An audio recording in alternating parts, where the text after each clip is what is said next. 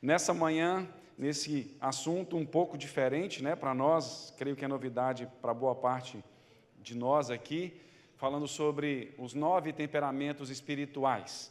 Nós vamos ler 2 textos, 2 passagens bíblicas como textos devocionais para o nosso estudo nessa manhã. O primeiro deles está em 2 Pedro, capítulo 3, versículo 18, é o último versículo da carta, na segunda carta de Pedro, que diz assim: Antes, crescei na graça e no conhecimento de nosso Senhor e Salvador Jesus Cristo. O outro texto é 1 Timóteo, primeira carta de Paulo a Timóteo, capítulo 4, do versículo 14 ao 16, que diz assim: Não te faças negligente para com o dom que há em ti, o qual te foi concedido mediante profecia, com a imposição das mãos do presbitério. Medita estas coisas e nelas sê diligente para que o teu progresso a todos seja manifesto. Tem cuidado de ti mesmo e da doutrina. Continua nestes deveres, porque fazendo assim, salvarás tanto a ti mesmo como aos teus ouvintes. Amém e amém. Pedimos a iluminação e a visitação, mais uma vez, ó Deus Pai, do teu Espírito Santo, sobre a nossa vida nessa manhã, em nome de Jesus. Amém, amém. Irmãos, esses 2 textos nos colocam diante de 2 realidades inegociáveis e que nós, como cristãos, não podemos desprezar de jeito nenhum. Aqueles que nasceram de novo em Cristo Jesus precisam considerar com seriedade e levar muito a sério isso que essas 2 passagens colocam diante de nós. Relembrando, o que esses 2 textos, essas 2 passagens colocam diante de nós? A primeira realidade é a realidade da necessidade de crescer na graça e no conhecimento de Jesus. Lembrando, meus irmãos, que a graça não é só o poder de Deus ou a bondade de Deus que nos dá aquilo que nós não merecemos. Não é só isso. Principalmente hoje em dia, a graça tem sido pregada como algo assim, que você pode fazer o que você quiser, que Deus sempre vai livrar a nossa cara. Isso nem é graça, né?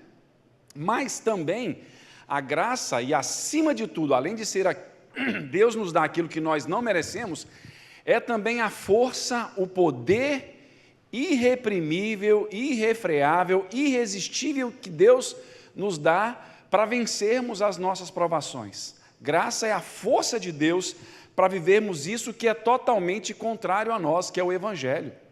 O Evangelho não tem nada a ver com o coração humano. O Evangelho a gente morre para viver. No Evangelho você perde para ganhar. No Evangelho você doa para obter. No Evangelho você diminui para crescer. E nós, na nossa humanidade, nós não queremos isso. Nós não temos condições de viver isso. Isso aos homens é impossível. É por isso que aquela passagem lá do camelo passar no fundo da agulha, muitos pregadores, alguns imaginosos, bons de representação, falam que nas muralhas de Jerusalém tinha lá um buraco que se chamava agulha, e para passar o camelo quando os portões de Jerusalém estavam fechados, e ali então eles tiravam a carga e ajoelhavam o camelo, e às vezes precisavam até bater no camelo para o camelo passar. E aí, meus irmãos, aqui piora a situação. Sabe por quê? Porque dá a ideia de que é possível a gente, com algum esforço nosso, receber a salvação, pagar pela nossa salvação. Quando Jesus, de fato, ali, a gente não pode esquecer que a Bíblia também é um livro que usa figuras literárias, linguagem, figuras de linguagem, e essa que Jesus usa aqui é a da hipérbole, é do exagero mesmo. A agulha ali é cofinós, que é a agulha de costura mesmo. E não é agulha também, a corda de navio também, que alguém já disse, não, é agulha de costura mesmo, que o camelo não passava ali de jeito nenhum, dizendo para nós que o Evangelho, se não for por Jesus Cristo, nós não temos condições de abraçar, de crer, de viver essa realidade. Só que quando pela graça de Deus somos atingidos pelo Evangelho, quando o Espírito Santo nos chama, nos convoca, e nós atendemos ao apelo do Evangelho, Meus irmãos, então nós temos a necessidade de crescer na graça e no conhecimento de Deus. E lembrando, meus irmãos, que João 17, o Evangelho de João, capítulo 17, versículo 3, nos diz que a vida eterna é conhecer a Deus. Portanto, a vida eterna já começa aqui e agora, não é só lá, depois da nossa morte ou na volta de Jesus. Essa é a primeira realidade que essas passagens, a passagem de Pedro nos coloca. A segunda realidade, que está em 1 Timóteo 4, de 14 a 16, é que Deus coloca em nós dons, capacitações e condições específicas para nos relacionarmos com Ele e com a sua igreja e também com tudo aquilo que diz respeito ao seu plano no percurso da nossa vida.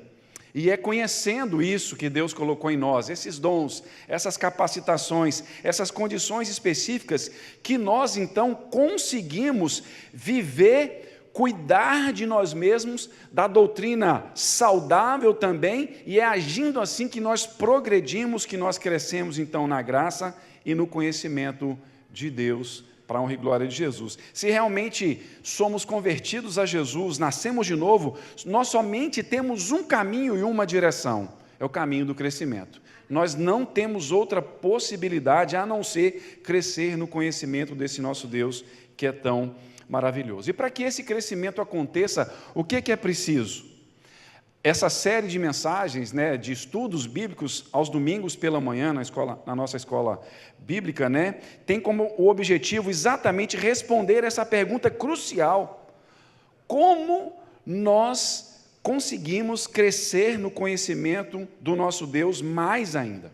É óbvio, meus irmãos, que todo crescimento espiritual passa pela leitura, pela meditação bíblica, pela oração particular e pela oração comunitária também, porque uma é a ação de Deus quando nós oramos sozinhos no nosso quarto, em algum lugar, e outra é a realidade quando nós oramos como igreja, no culto de oração, e em outras ocasiões, como igreja nós oramos, é necessário isso, com certeza, e certamente o crescimento passa pelo envolvimento, pela participação nas atividades da igreja, nos cultos em especial, lembrando, meus irmãos, que o culto é o ápice do trabalho da igreja. Os demais ministérios ajudam e fortalecem.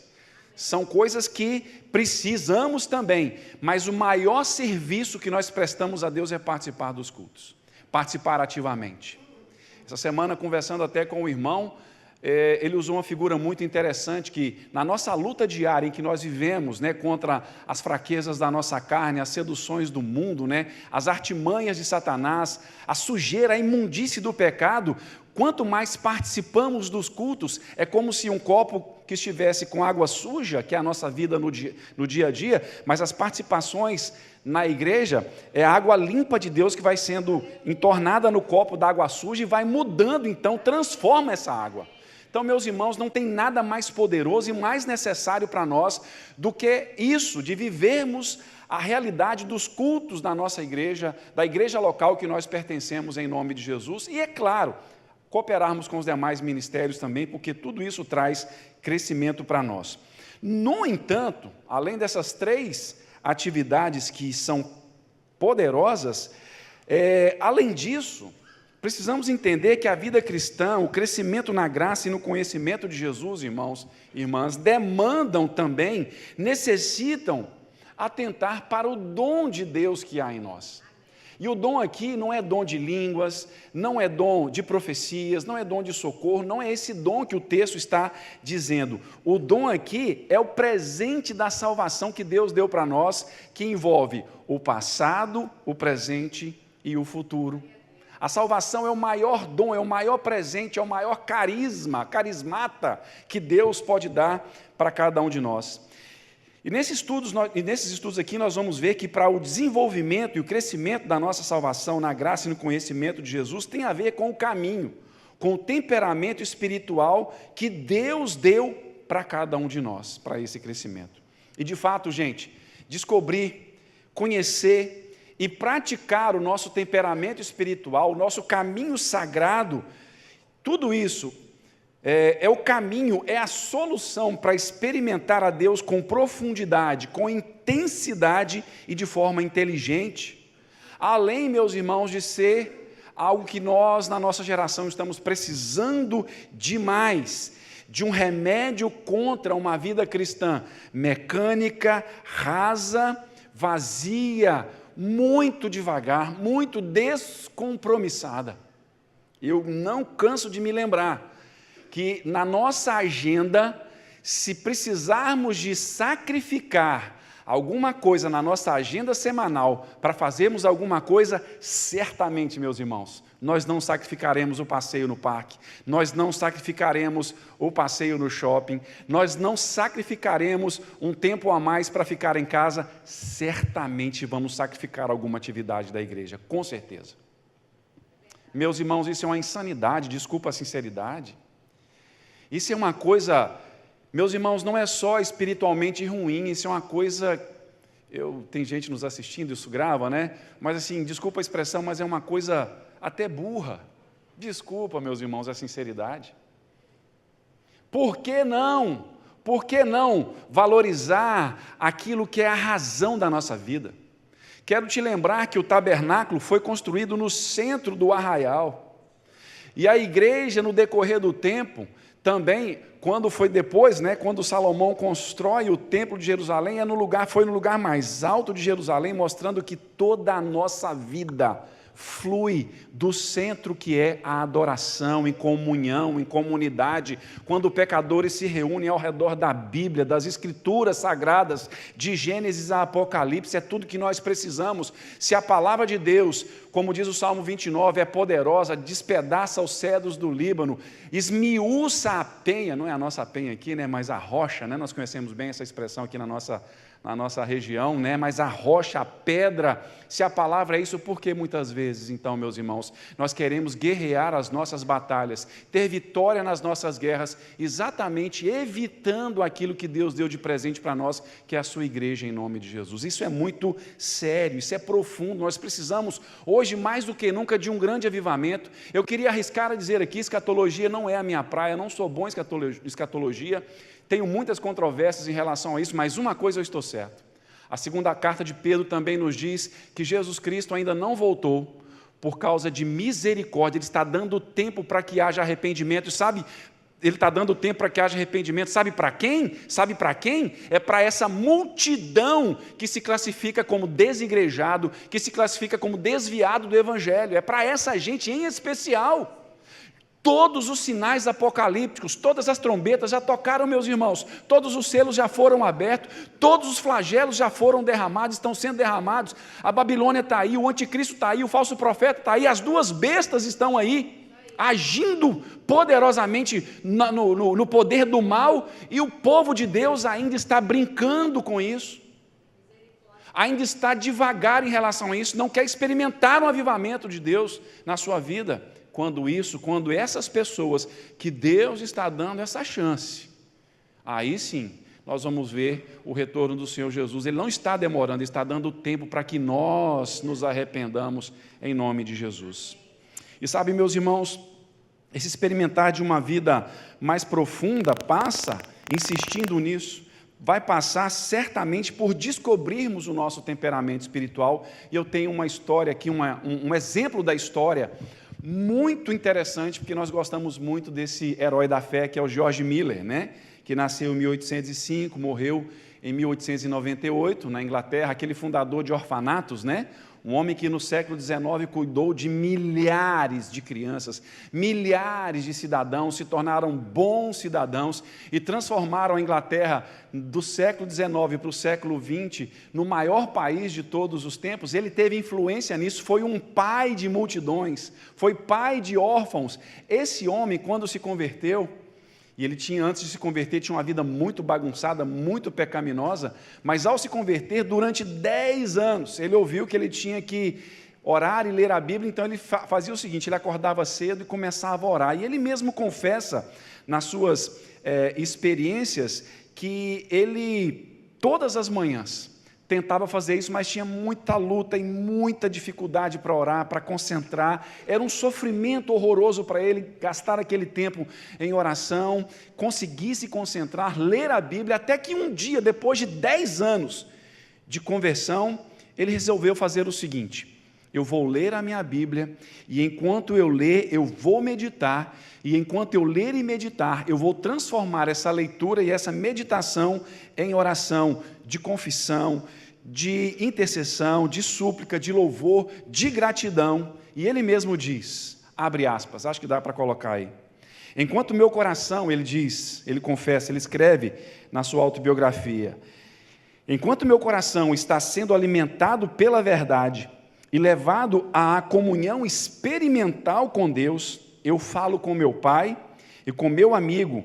apesar de ser mau e indigno disso, sobre as coisas que ele me apresentou em sua preciosa palavra. Ou seja, George Miller aqui, gente, encontrou o seu caminho espiritual, seu caminho sagrado. Ele descobriu o seu temperamento espiritual. E ninguém pode dizer aqui que o George Miller foi um teórico, porque se teve um homem prático que viveu o evangelho na prática, né? É aquele que orava quando colocava as crianças na mesa, né? Essa ilustração tão famosa, com as canecas vazias e os pratos vazios, e ele agradecia a Deus, e logo em seguida a oração, alguém chegava: ó, tem uma carroça de leite aí que quebrou na frente, a gente tem que deixar aqui, senão vai estragar aqui o leite, então nós estamos doando. Chegava pão, chegava comida.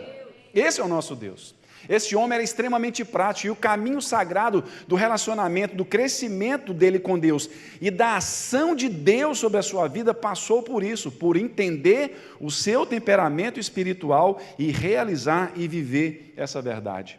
Sabe, meus irmãos, isso então, descobrir, conhecer e usar o nosso temperamento espiritual é imprescindível.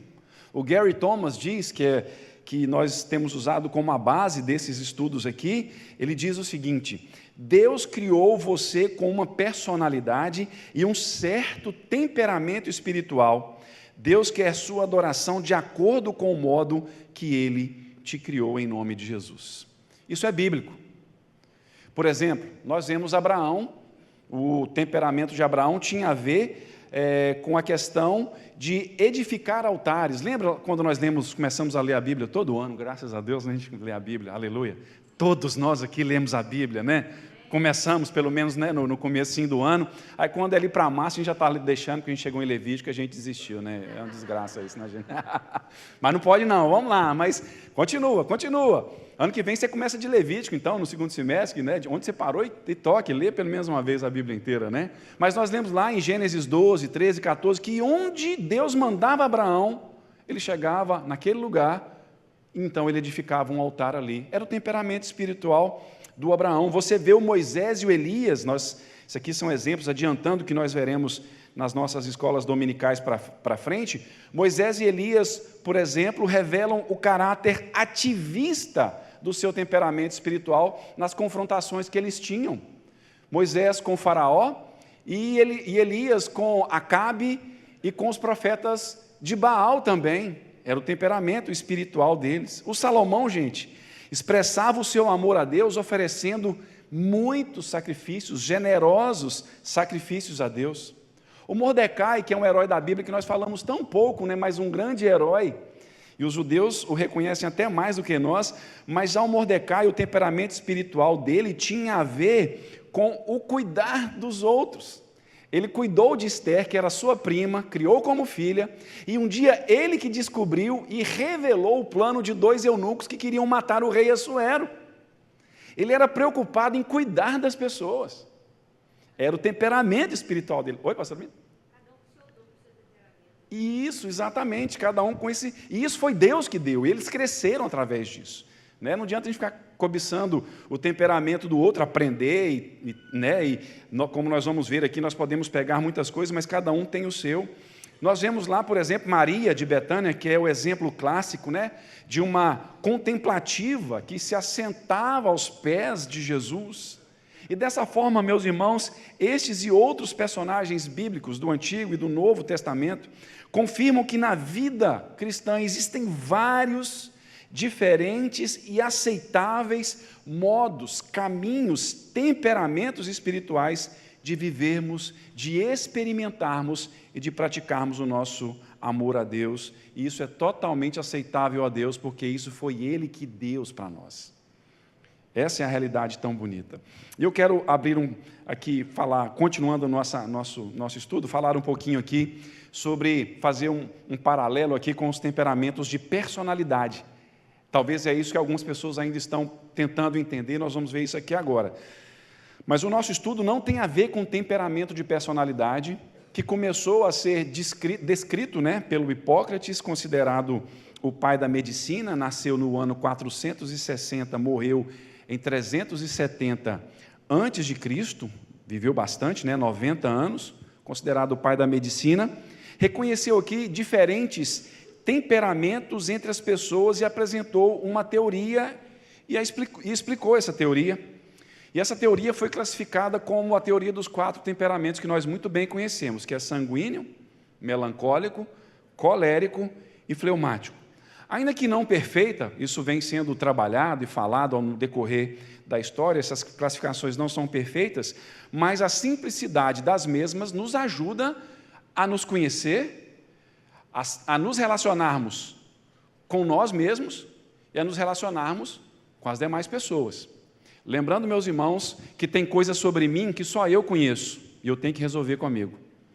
Tem coisas sobre mim que eu e outras pessoas conhecemos e nós precisamos tratar disso em nome de Jesus. A Raquel levantou a mão e falou assim: eu também conheço, mas não conheço tudo também não. Tem coisa que eu ainda conheço. Igual eu dela, não conheço tudo não. Mas tem coisa a nosso respeito, meus irmãos, que por incrível que pareça, só outras pessoas conhecem da gente.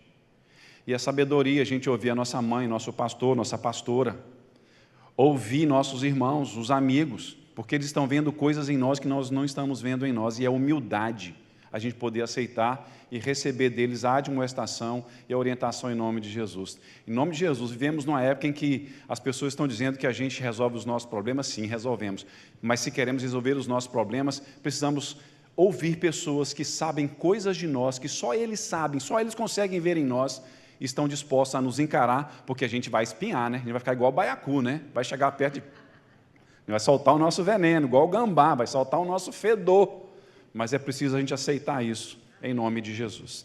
Pois bem, o Carl Gustav Jung, que é muito controverso também, desenvolveu em cima disso uma teoria de 4 perfis um pouco mais elaborados para descrever então aí a natureza humana. Primeiro ele fala que há os extrovertidos, que se sentem muito bem no mundo social, e o introvertido, que prefere ficar na sua.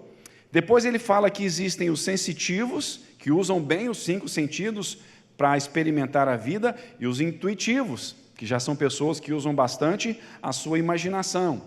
Ele fala, em terceiro lugar, que existem os pensativos, aquelas pessoas que pensam, que refletem bastante, que usam a lógica e o intelecto para viver a sua vida, e tem também os sentimentalistas. A expressão em inglês é feeling, que são as pessoas que organizam os dados da realidade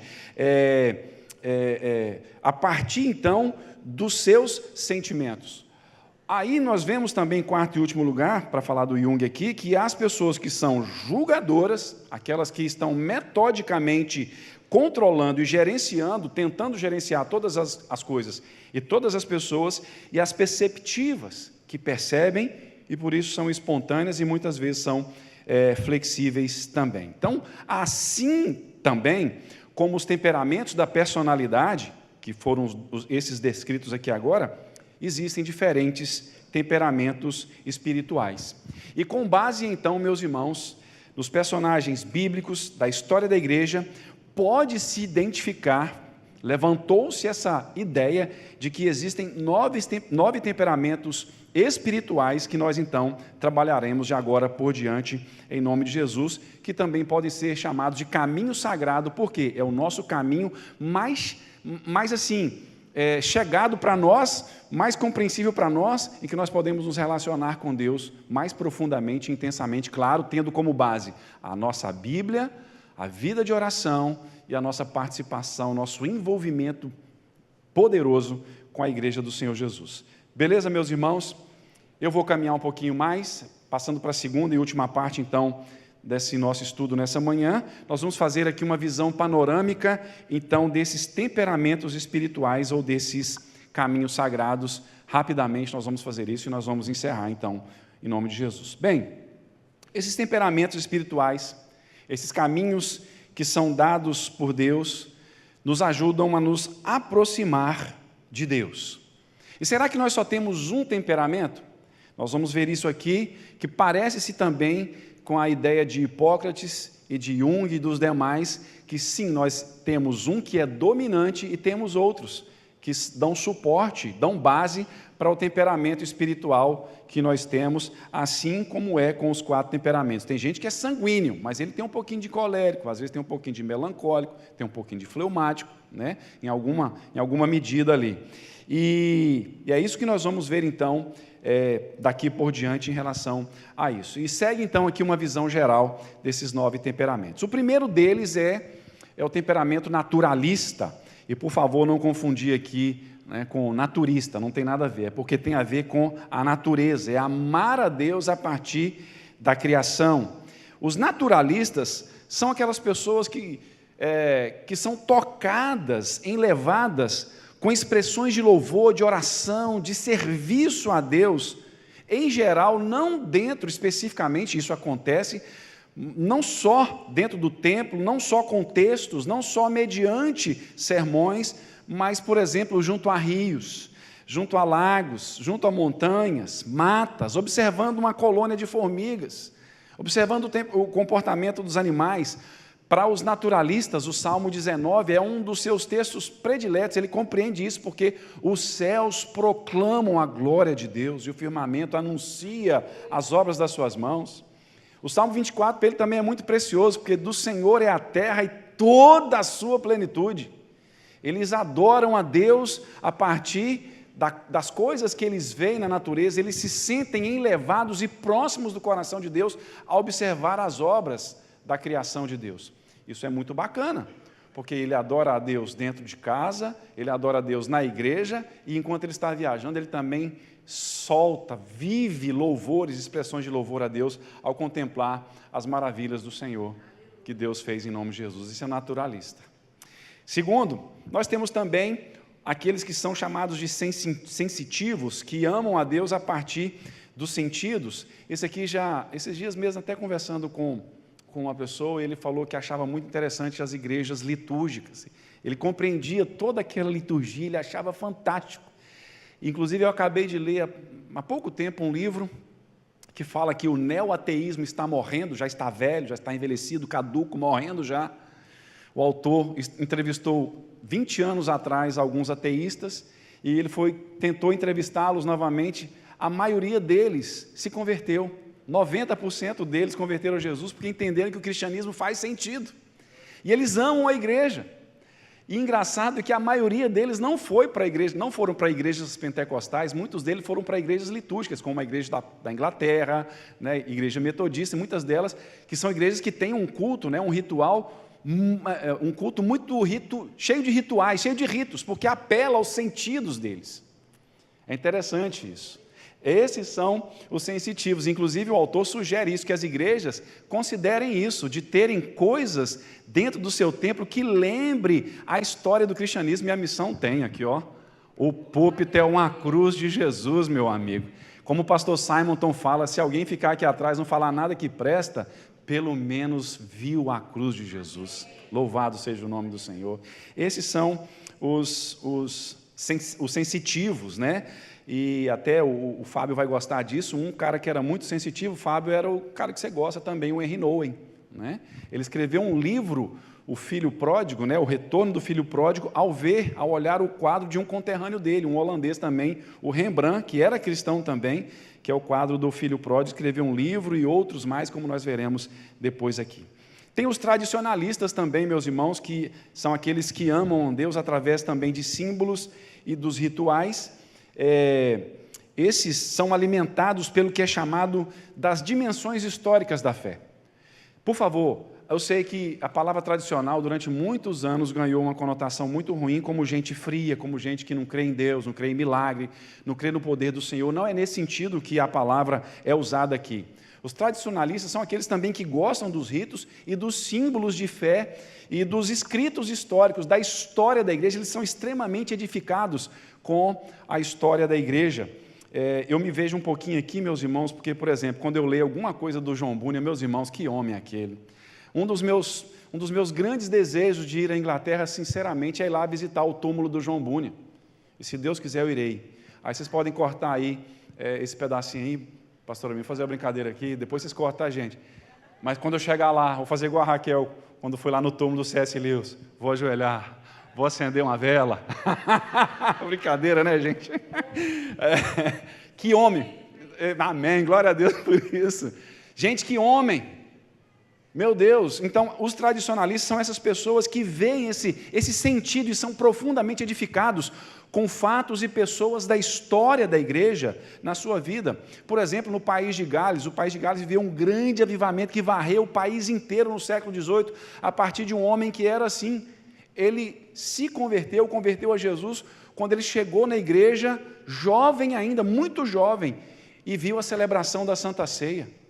E ele disse assim: quando eu vi o corpo de Jesus sangrando por mim. Jesus não estava sangrando lá, eles estavam tomando a Santa Ceia, comendo o pão e tomando o cálice.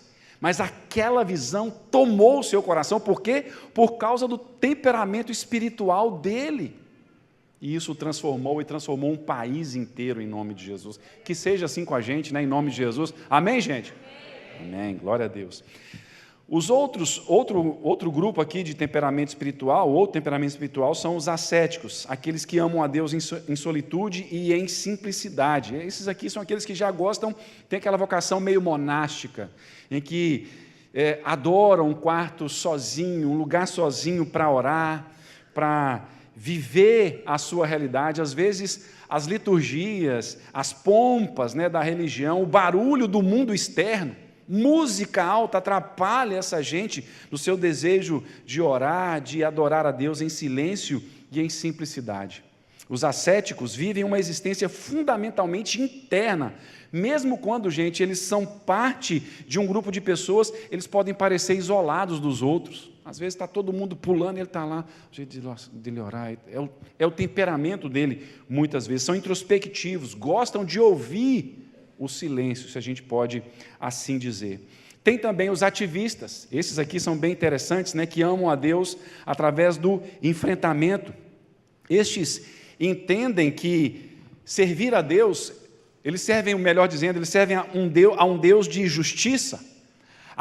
Uma das partes favoritas dos ativistas da Bíblia é quando Jesus chega no templo e limpa o templo daquela coisa arada toda, lá em Marcos capítulo 11.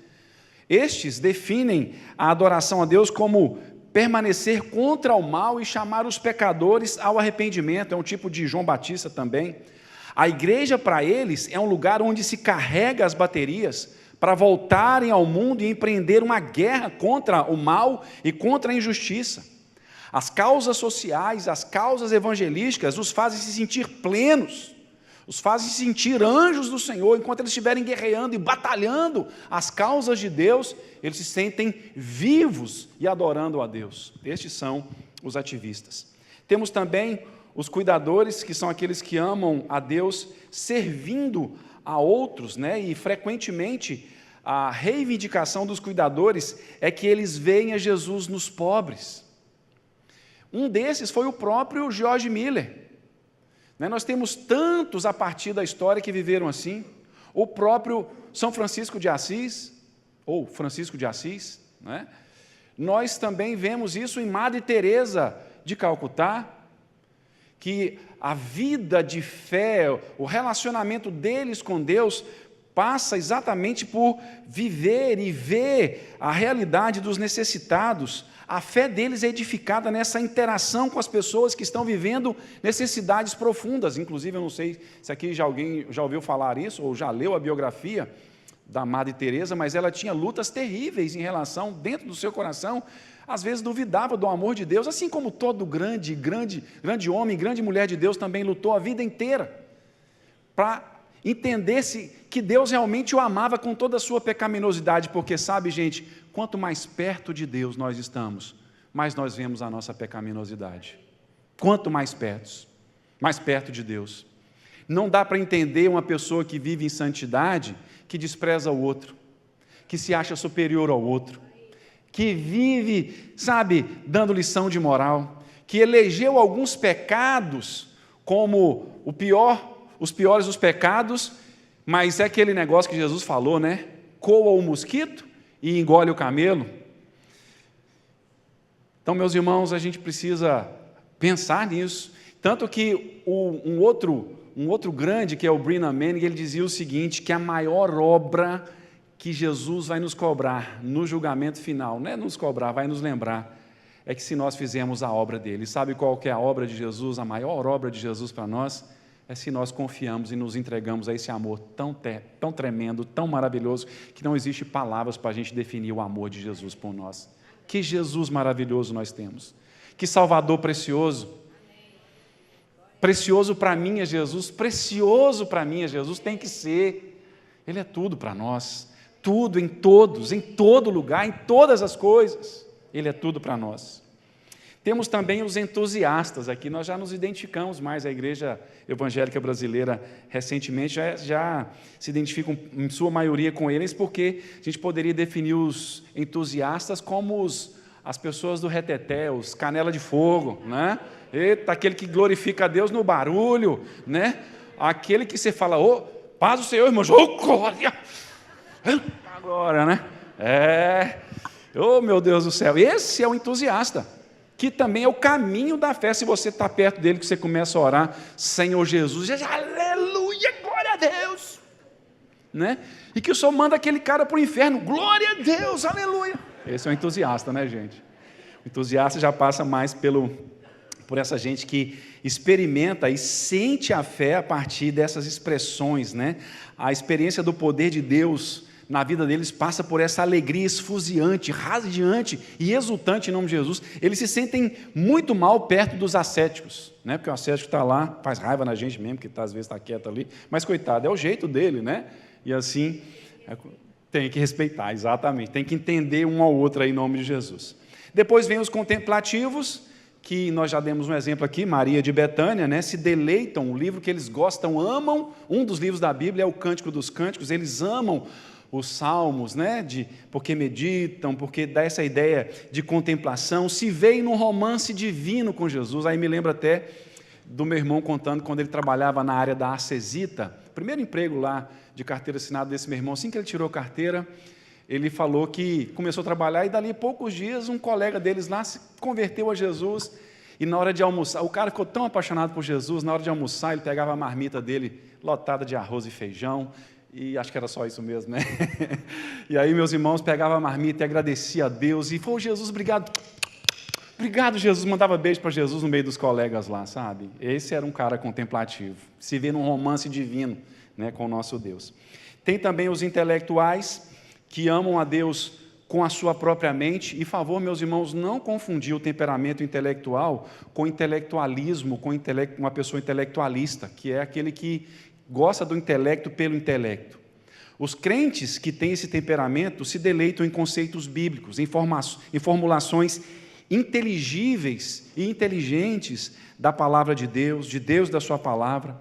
A fé deles é aprofundada pelo entendimento de textos, né, da interpretação bíblica, ele se sente impactado com formulações profundas da fé. Eles entendem, gostam disso em nome de Jesus. E aqui até cito na apostila que vocês vão ter acesso, só tem o QR Code, né?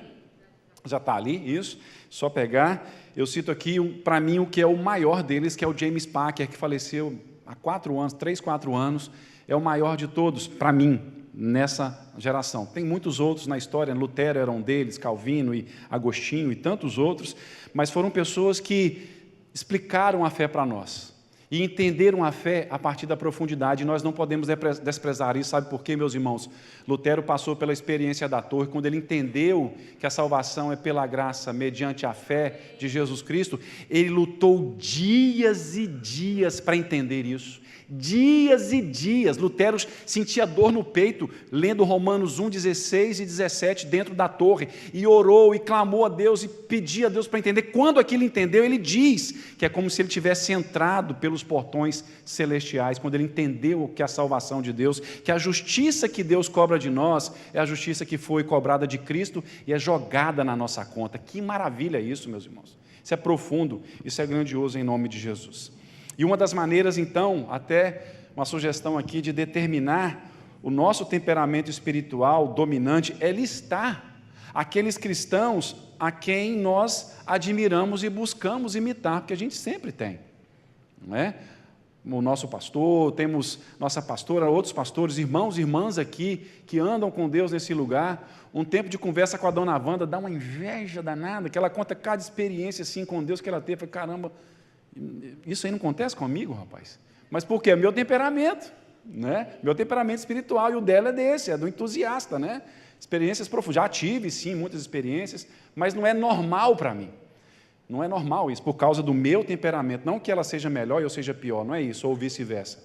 É o temperamento que Deus deu para cada um em nome de Jesus. Eu concluo, lembrando, meus irmãos, que além da gente trabalhar isso, o objetivo também desses estudos é nos fazer cristãos completos, termos os olhos abertos e sermos incentivados a sermos cristãos completos. O que é um cristão completo?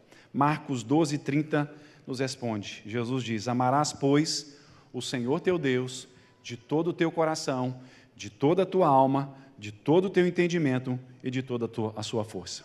O coração significa adoração. A alma significa a nossa vontade. A mente significa a fé e a confiança. E a força envolve também o nosso corpo. Só te lembrar, a gente pode ser crente em casa. Não só pode, a gente tem que ser crente em casa. Mas a gente tem que vir na igreja, a gente só vem na igreja com o nosso corpo. Por que que existem apelos? Eu sempre, desde o início da minha caminhada, eu pensava, gente, Deus está lá na frente, está aqui também. Mas por que vir à frente? C.S. Lewis ensinou isso para a gente. Porque se o nosso corpo não for, nossa alma não vai. Se o meu corpo não ajoelhar na oração, minha alma também não ajoelha. Afinal de contas, eu sou um corpo que eu sou uma alma que vive no corpo. Nós somos uma unidade psicossomática. Então o corpo tem a ver também. O corpo é que pega tudo que está para trás, o coração, a mente e a alma. Cristão completo é viver essa realidade em nome de Jesus. Eu sei que nós vamos ser desafiados, talvez, espero, né? Talvez hoje está sendo um pouquinho assim, teórico demais, né? Esse primeiro estudo, mas na sala, se Deus quiser, nós vamos continuar batalhando e buscando a aplicabilidade nisso na nossa vida, porque nós queremos e estamos dedicados e nós não voltamos atrás de crescer na graça e no conhecimento de Jesus, hoje e para sempre, em nome de Jesus. Amém. E amém, amém. Vamos orar? Para a gente encerrar? A gente pode ficar em pé. Glória a Deus por isso. Bendito seja o nome do Senhor. Anima, gente. Faz propaganda da escola bíblica da sua igreja. Faz, chama. Às vezes até entre nós mesmo, né? Tem gente que está assim, meio devagar para vir à escola dominical. Bota a pilha nele. Vamos lá, vai ser bom demais. Vai ser uma bênção. E eu tenho certeza que no final desse semestre nós teremos muitos testemunhos de mais coisas grandiosas que Deus vai fazer a partir aqui dos nossos domingos pela manhã, em nome de Jesus. Amém. Eu não vou chamar aqui à frente, mas eu vou orar por aqueles que de repente estão amargurados com alguma coisa. Oramos pelos ansiosos, mas alguém que está amargurado com outra pessoa, talvez até sem saber, porque às vezes a gente imagina que a outra pessoa fez uma coisa com a gente e a gente fica amargurado com ela, fica chateado com ela. Aqui não deixa não. A amargura, conforme Hebreus 12, 14 e 15, é abertura para Satanás. A raiz de amargura brota e o diabo entra por ali, é como uma infecçãozinha que entra, que a gente coça, é uma verruga que a gente fica coçando, né? E a unha contamina e entra ali. A mágoa, a raiva, a ira é isso. Aí você fica coçando aquilo, sabe? Aí a sua unha, você vai lá, mexe com outra coisa na terra, coça aquilo de novo, fica fuçando, aí entra bactéria ali e pode até trazer a morte. A amargura é isso. Quero orar por pessoas assim também, que de repente estão vivendo isso em nome de Jesus. Às vezes estão chateadas, não entendendo o caminho de Deus no seu viver hoje, né? Mas vamos orar por isso também em nome de Jesus. Pai, obrigado por essa manhã, obrigado pela Tua presença, porque o Senhor é o nosso Pai, é o Deus que cuida de nós, é o Deus que nos livra, nos acompanha, nos santifica, é o Deus que cuida de cada um de nós e nos ama com amor intenso, real e verdadeiro. E obrigado pelas manifestações do Seu amor na nossa vida, já no dia de hoje, em nome de Jesus. Louvado seja o Senhor. Bendito seja o Teu nome por esse conteúdo que compartilhamos aqui nessa manhã, que seja real e verdadeiro e útil e poderoso na vida de cada um de nós e de todos nós como igreja. Pai, pedimos um avivamento do Senhor esse semestre, aqui na nossa igreja, mais ainda a partir da nossa escola dominical, não só pelo conteúdo dos estudos, mas pela alegria com que todos e muitos outros estarão aqui participando também, em nome de Jesus. Agora também, Senhor, visita o coração que está assim, amargo, irado, irritado, de tanta tristeza, ó Deus, está começando a ter raiva. Senhor, cura, livra, perdoa, põe arrependimento, não deixa que o inimigo tire proveito desses corações em nome de Jesus. Dá a Tua paz, dá a Tua graça, nós assim te pedimos, ó Deus, e pedimos também um restante de domingo muito abençoado, um descanso precioso, e que à noite estejamos aqui, ó Deus, para receber novamente tudo aquilo que o Senhor tem para nós, e para darmos para o Senhor tudo aquilo que nós temos para dar ao Senhor nessa noite também, e nós oramos em nome de Jesus, e que a graça do nosso Senhor e Salvador Jesus Cristo, que o amor de Deus, o nosso Pai, que a comunhão, a alegria e o consolo do Espírito Santo de Deus, seja comigo, com você, nos fazendo nos alegrar no caminho sagrado que Deus tem para cada um de nós, e que o Pai, o Filho e o Espírito Santo nos acompanhem hoje e para todo sempre. Amém.